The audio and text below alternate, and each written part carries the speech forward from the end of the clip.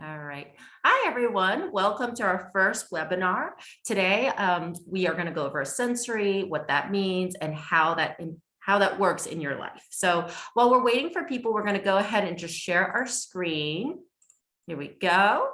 And we are going to, once again, this is Global Education Therapy. Thank you so much for making it to our very first seminar. And my name is Christine Law. I'm an occupational therapist, about 10, 15 years, and I've worked with families abroad as well as home in the States. So while we wait, we're going to go ahead and just talk about our sponsors and partners. So in the links in the chat, we have these two organizations. But once again, if you're seeing this recorded, these sponsors are actually on our website. So feel free to check them out. So first off, our first sponsor is April J. Rimfree, or Rimfree Education Consulting. And she is a disability inclusion consultant that not only just works with schools, how they can be more, how they can make their learning support more accessible, but she actually works with families, in which she is a special education advocate, and she really helps families with the international school system and as well as just learning support. We also have Hemispheres Academy, which is a 100% online school that truly supports families that are expat or who constantly move. And so what we love about Hemispheres Academy is that they're very personalized, as well as they focus on specials, as well as just education. So they focus on your extracurriculars and whatnot. So once again, if you have any questions, please feel free to reach out to me. And once again, this is Global Education Therapy, and thank you so much for joining us.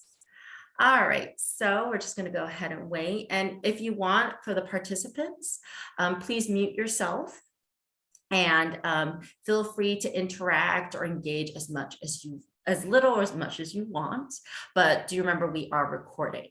So anything vocal may not quite make it over to the recording. Okay. All right. So we see that we're getting lots of nice responses. And once again, this is being recorded. So for families that may miss some parts, you can always come back to our website to watch it whenever you want. We also have some questions from our Get families, as well as friends and interested partners. So it looks like we have lots of questions here, and hopefully I can answer everything. Okay. All right. So I think without further ado, we're going to get started. And we are going to record and really focus on lots of different things. So the first thing we are going to really review is, what is sensory? What does that even look like? And what does that mean, right? Because I think we have so many different ideas and thoughts and feelings about sensory.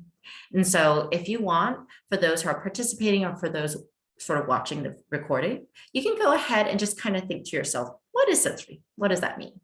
And what does it look like? You know, what is just behavior? What is sensory? And most importantly, why is sensory important?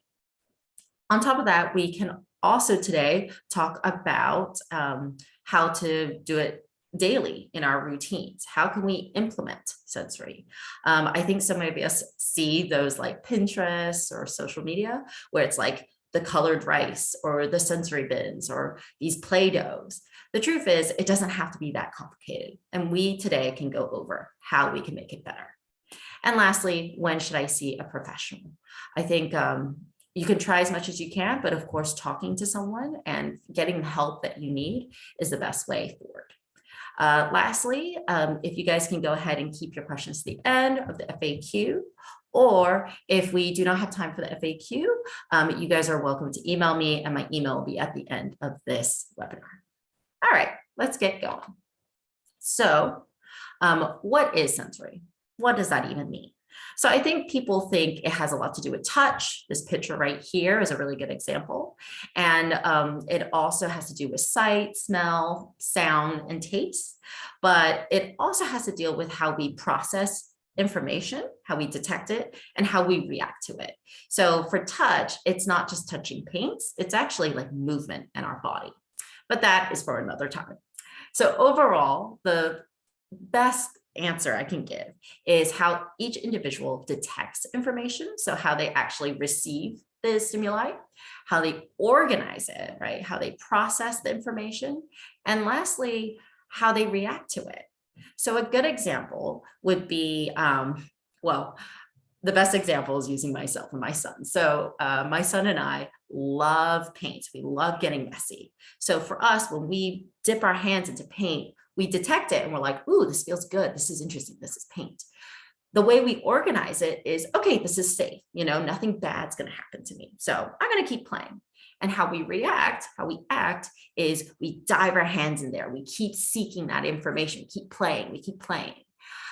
Whereas once again, everyone has sensory preferences. Everyone's different. So my husband, on the other hand, absolutely hates it when we play with finger paints or when we do food play. So I see him, he sees the food. He's like, oh, I'm not keen about this. In his head, he's like, oh, this is going to get messy. And his reaction is to avoid it. He's like, nope, don't want to touch it. Not at all. Overall, everyone has sensory preferences, but the reason why we talk about sensory and why some kids have difficulty is that it impacts some of our daily life skills. So this is a good way that I describe sensory and how it impacts some of our typical and atypical kids. So I like to use a visual. So this is called the optimal band of arousal.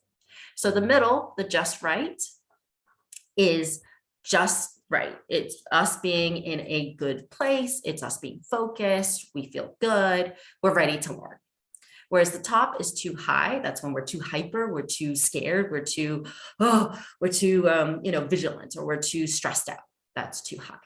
Whereas too low is we're super tired, we're drowsy. Everything that someone's saying to us is not going through. We're having trouble focusing and attending. So my favorite example of really understanding sensory in this way is, let's say you're driving and a police car comes behind you. You see the sirens, you see the lights, you hear the sirens. What's the first thing that comes to your mind? Well, for me, I would definitely shoot up really high and be like, oh my gosh, what did I do? My first detection is the visual, it's the hearing, but what I'm processing, I'm getting scared. I'm like, oh my gosh, oh my gosh, oh my gosh, what did I do wrong? What did I do wrong? In that point where I'm processing, I'm also reacting. So my heart is beating. My brain is just fussing. I don't know what's going on. I might be breathing really hard, really, deeply. I might be shaking. And when the policeman comes or policewoman comes, I might be fumbling on my words. I might be fumbling with my ID, my papers. These are all things we do when we're too high. We're too fight or flight. We're too scared. We're too nervous and anxious. Whereas another example of sensory is, let's say your kid is sick or your kid is teething, personal example, and you haven't got any sleep. So you're trying to sleep and you're just about to wake up, and you're super sleepy, you're super drowsy, and someone just rips open the curtains. What's your first reaction? So my first reaction, just waking up, my detection is, oh my gosh, what is that bright light? And then my processing is like, whoa, it is way too early for this.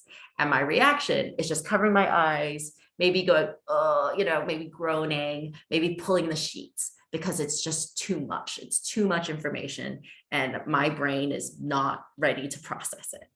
Or maybe my husband is giving me directions and I'm just so sleepy that it goes one out ear to the other.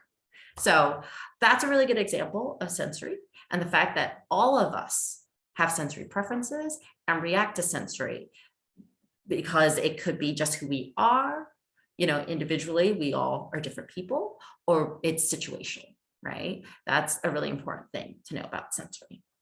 Now, for our friends who are a bit different or think a little atypically, sensory is difficult. It's hard for most of our kiddos to detect, to organize what's happening, and therefore they react a certain way. So for example, with waking up, there are some kids where it's just impossible for them to wake up because it takes so much input. They need, they might need a louder alarm clock. They might need someone to shake them to really wake them up because it's so hard for them to be in the just right area. As you can see in this little graph, it's very unpredictable. It's not as straightforward as the other picture. Or let's say your kiddo is wearing a jacket or a shirt that has a tag in the back, and they're just like, oh, that's really annoying. That's really annoying. I can't focus. And they just take off their jacket because they don't like it. That is a kiddo that may have difficulty really processing and really responding to a daily life skill or a daily life situation. So this is where really knowing about sensory in our kids can be really helpful. So I know that was a lot of information. So if you have questions, please save them, and we can go ahead and talk that a little bit more in the FAQ. All right, so this is our nice little interactive moment right now. Is there anything you have some sensory difficulties with? And it could be anything. Like for me, I hate the tapping of spoons, really random, but I do. It just bothers me. Or I just really, really love brushing my teeth because I love that sensation. So if there's anything, feel free to share. But once again, sensory really depends on each child and each person. You know, I think it really varies. So there are some kids who are very sensitive or they're over responsive to daily activity or daily stimuli. And there are some kids who are seeking. They're not really noticing things. They're not really picking up what's going on. So they're seeking, they need more information. And then some kids, it's a mixture. So sometimes they might be too sensitive to food, you know, to textures, but they might be seeking movement. And that is very common in our kids with some attention difficulties. So what does this look like? So for example, with a kid who might be very sensitive to sounds, maybe the toilet flushing, or it's too noisy in the playground, they might be covering their ears. Or a kid who really seeks the noise, they like it because it keeps them in the optimal band of arousal, keeps them focused. They might be humming, they might be tapping their feet or like drumming. That's something they might do. Some other examples is some kids who are screaming or really upset when they're getting dirty, or some kids who really love getting dirty. This also impacts picky eating, or kids who like to eat certain foods, certain tastes. They really seek those tastes. And as I said in the examples earlier, some kids don't like tags on clothing, some kids don't like jeans or certain textures. So you can tell this really impacts like some daily life skills, right? Like eating and dressing. And so with kids who deal with these sensory difficulties, they might be really rigid with routines. You know, if a siren kind of scares you, or certain foods scare you, or you're very sensitive to certain textures that you're wearing, you want to be rigid with routines. You want to make sure you're safe, right? So some kids are very rigid, and some kids might avoid certain tasks. So if you don't really like a lot of textures of food or soups or gravies, you're going to avoid eating a lot of food. You're going to just stick to the foods you know. So we see a lot of that in our kids that have some difficulty. All right. So why is this important? Once again, this impacts daily life skills. So kids got to eat, kids have to use the toilet, they have to wear clothes, and they have to transition from one activity to another. So that is something that's difficult with kids who can't really process what's going on. And then all of a sudden it's like, oh, we're leaving the playground. I didn't have time. That can get kids really upset in terms of sensory. But the most important is that it impacts attention. You know, just like the earlier example, if you're all scared of the police officer, you know, behind you, you know, that fear and that being too high, that emotion is not good for you when you're taking a test, or when you're trying to learn a new language, or if you have to be calm and focused to do something. That sort of thing, that sort of feeling doesn't help you. So some of our kids might be hyper all the time. They might be scared all the time. And so it might be hard at school for them to listen to, you know, to take a spelling test or listen to a lecture and things like that. So obviously this impacts learning. If you're not paying attention, it's very hard to learn. And of course, this also interferes with behavior and communication. So especially with our little ones, if they cannot communicate that the tag is bothering them, or the toilet flushing is bothersome, or they don't like the jeans that they're wearing, that might impact their behavior and how they talk to you and how they might react to certain things. So one of the things that we tell our families and our teachers and people who are working with kiddos is that we really have to advocate for our kids, and we really have to adapt to the kids' needs as well as the environment needs. So this is important that parents, children, schools all collaborate. So for example, when I work with parents, I make sure the parents understand what the kids are going through, how they're feeling, how they're interacting with their world, and make sure they advocate within the school district or certain individuals who are working with them. I also do the same with schools. I make sure schools are understanding that some kids learn in different ways. They're not processing the information the same way. So we learn to adapt to the best to the kids' needs, but also we make sure the kid has the right tools and strategies so they can adapt to school, because it is a 50-50 effort on both sides. All right, so how do I do this daily? So as I said before, a lot of us have seen those Pinterests where there's all these fancy equipments, there's all this like crafts, there's always like colored rice, or there's always slime, there's always something that looks like it just takes too much time. And let's be honest, as parents, we are very busy. We barely have time to make breakfast, to get ourselves ready, and all that in the morning. So, seeing those activities, it's a bit daunting. It's a bit overwhelming. And this is something I realized as a new parent, that, I would expect these things out of my parents and realize we don't have time. So the question is, how do we do this daily? And the truth is, you don't need all that expensive stuff. In fact, your everyday routines are actually enough for your child to get sensory. But the way to look at sensory is that it's just exposure to daily life things. So what I implore people to do is think about your routine, think about what's difficult, and think about what you can adjust and how you can maybe add an activity to make it easier or make it more interesting for your child, or maybe adjust how you're doing something. And once again, with sensory, it doesn't have to be like 1 hour a day or like 5 hours a week. It doesn't need to do that. Like, quality of time is actually not as important as the quantity of time and the consistency.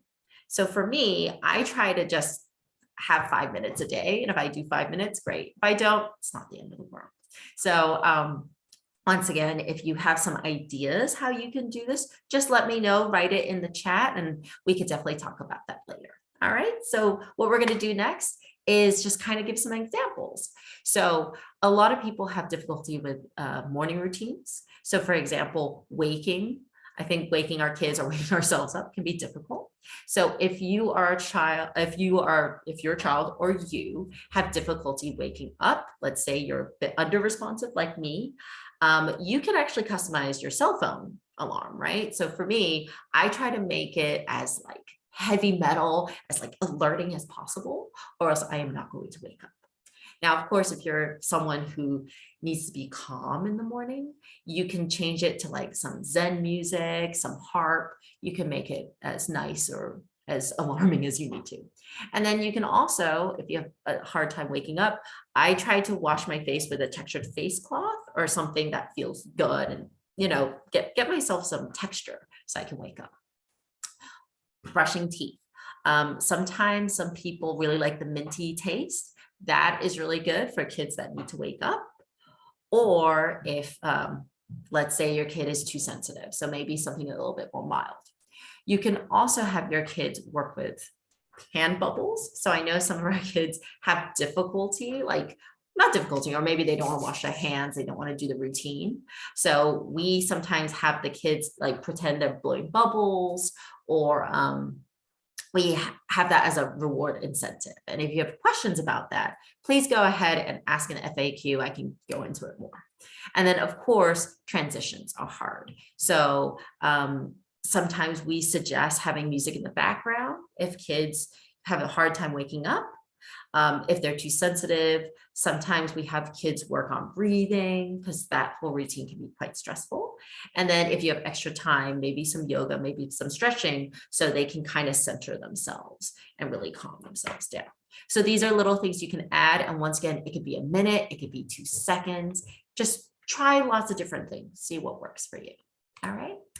Another time where we can put sensory in our daily lives is meal times. And meal times is perfect because look at all this food. There's so much textures, right? There's so much tactile things, but there's so much to smell. There's so much to see. So this is a great time. So for breakfast and lunch, you can kind of manipulate as a parent the textures of foods. So if you have a child that really seeks information, loves putting stuff in their mouth, loves to chew and suck and whatever, giving crunchy foods like granola, soft foods, maybe mixed textures is helpful, and definitely spices and flavors. So you can make things fruit, sweet, spicy, vary it up. That can really help kids who are very who are seeking, who need to wake up, but kids who are very sensitive, you can put more mild things so they're not so overwhelmed.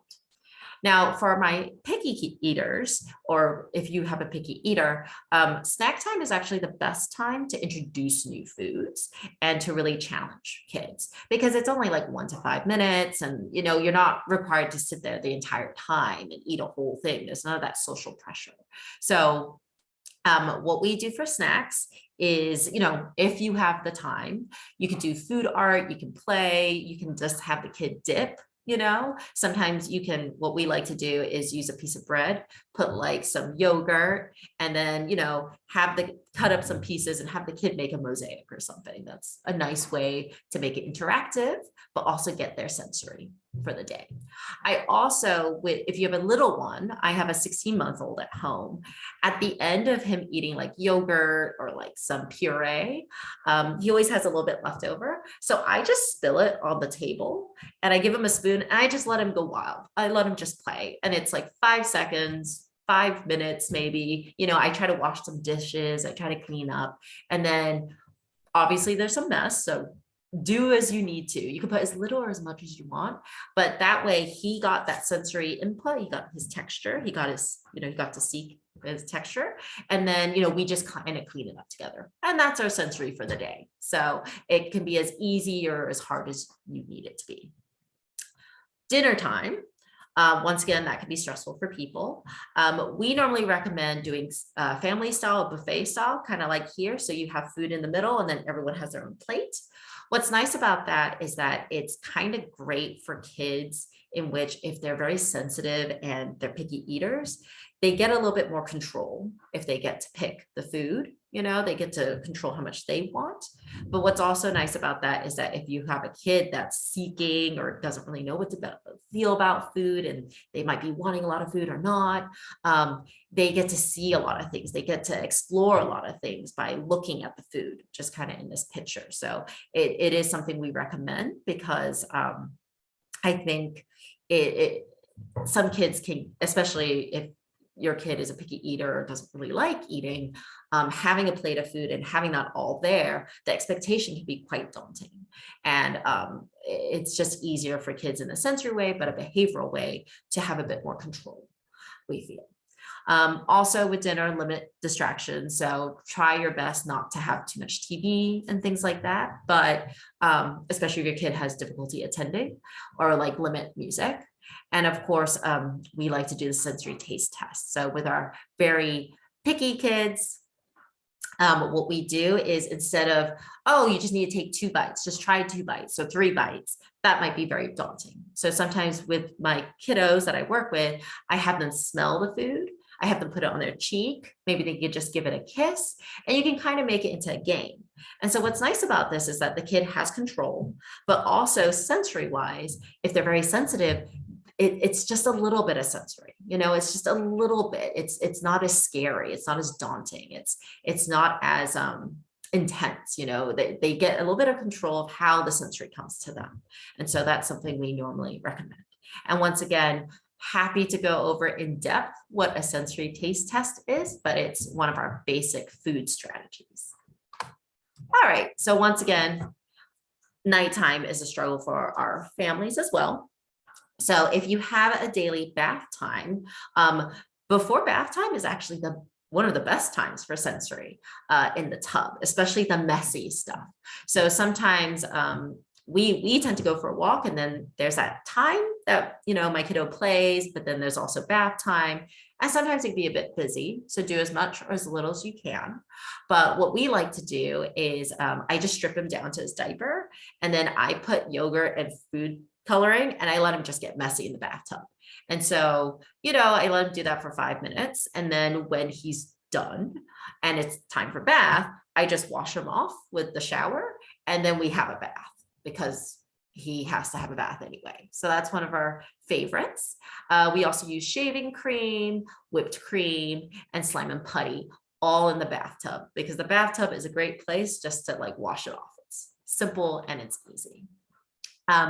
Story time is another great time for sensory. So once again, lots of tactile. There's lots of great sensory books. My favorite are the Osborne books. Those are great. It's an English brand, but they also have books in different languages. So we have lots of those.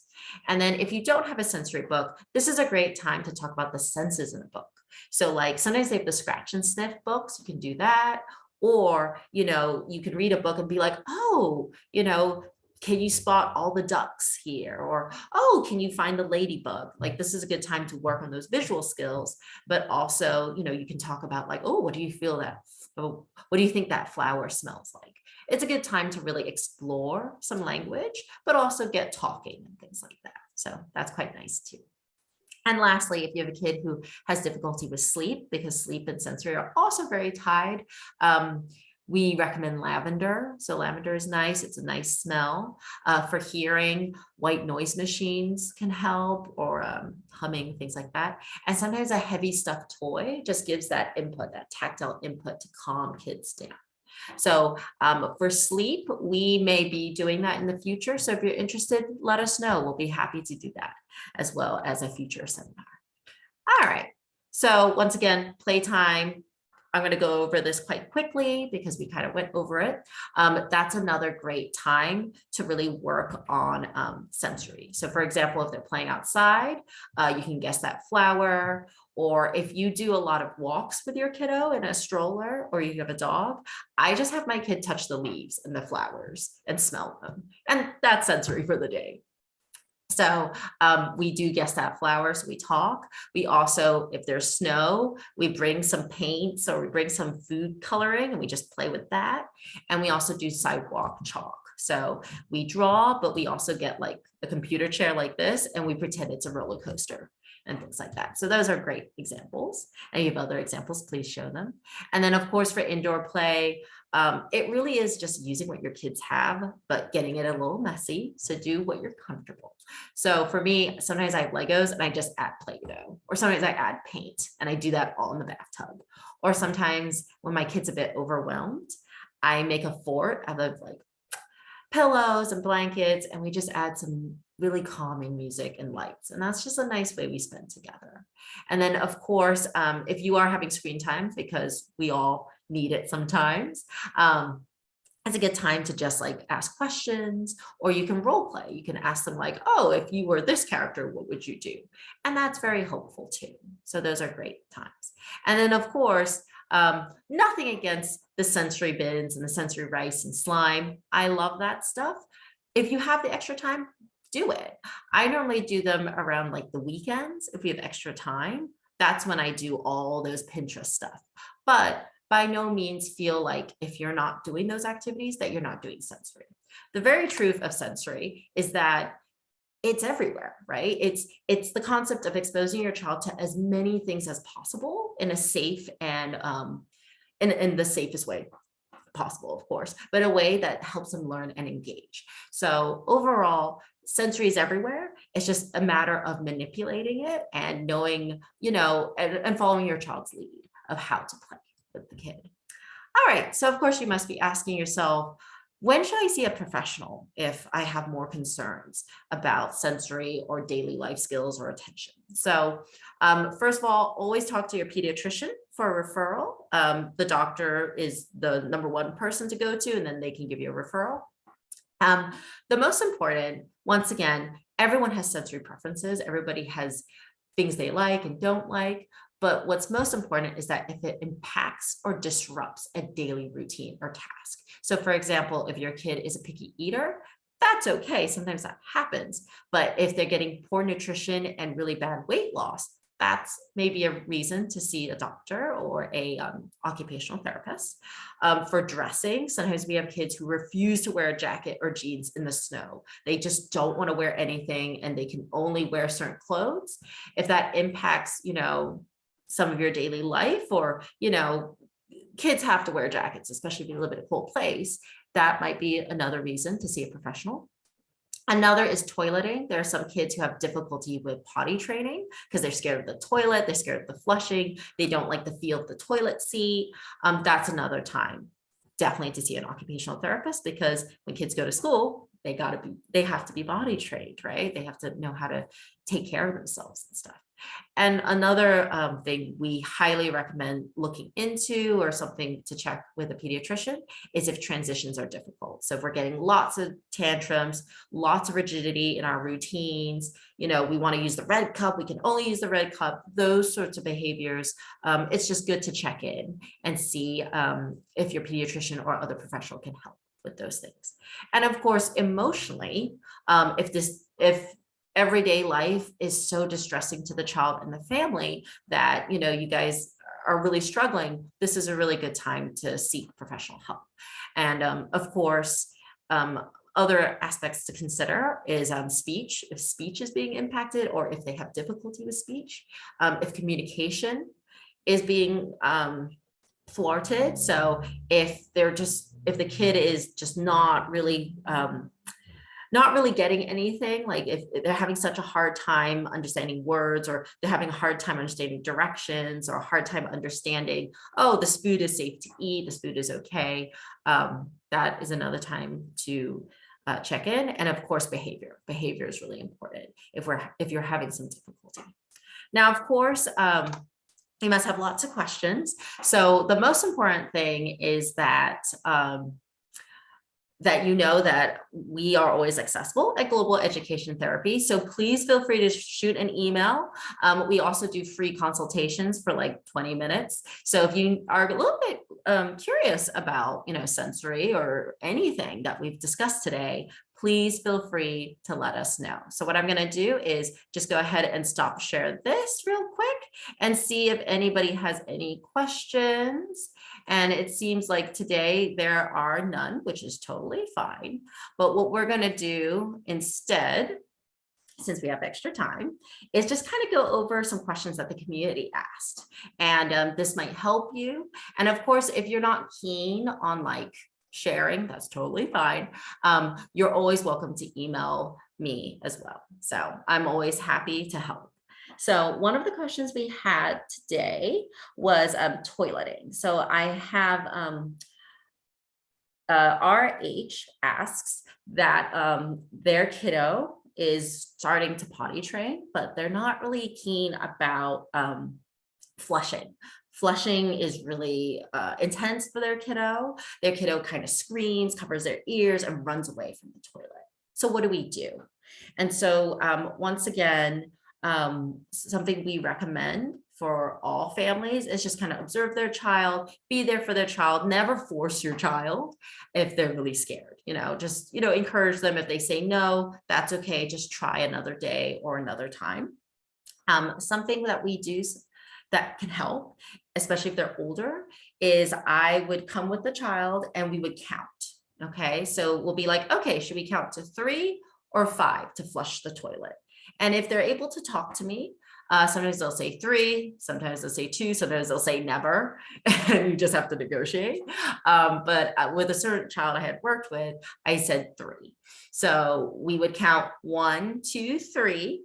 And then, this kiddo would cover their ears and I would flush, and we would just be there, and I would be there with her.